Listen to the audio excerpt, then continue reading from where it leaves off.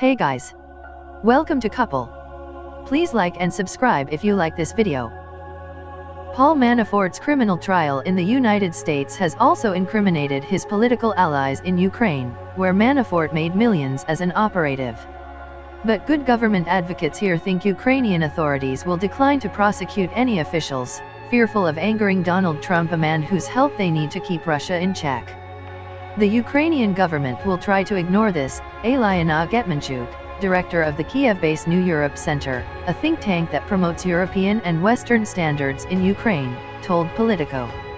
Manafort is a person who was close to President Trump, and for whom Trump still may hold some sympathy.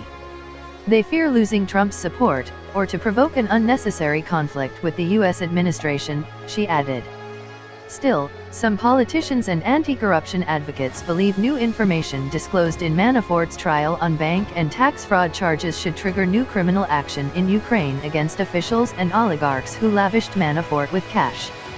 Ukrainians were taken aback during the trial to learn that the country's former Russia-friendly president, Viktor Yanukovych, and his political party, funneled more than $60 million in undeclared income to Manafort through a complex scheme of offshore shell companies.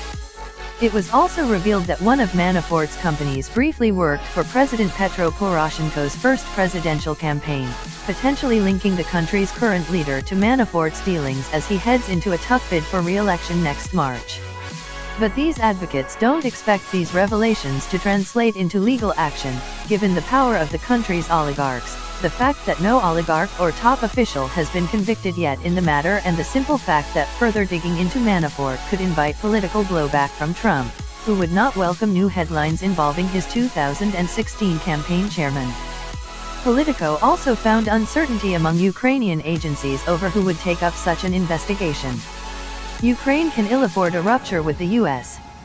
The country's pro-US government depends on Washington as a source of diplomatic, financial, and military support against Russian territorial aggression in the country's Donbass region, where Moscow-backed separatists have waged a years-long insurgency that has left more than 10,300 people dead.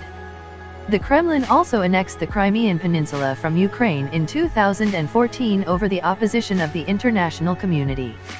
And the Poroshenko administration is recovering from a rough start with Trump, who believes Ukrainian officials and political figures favored his campaign opponent, Hillary Clinton.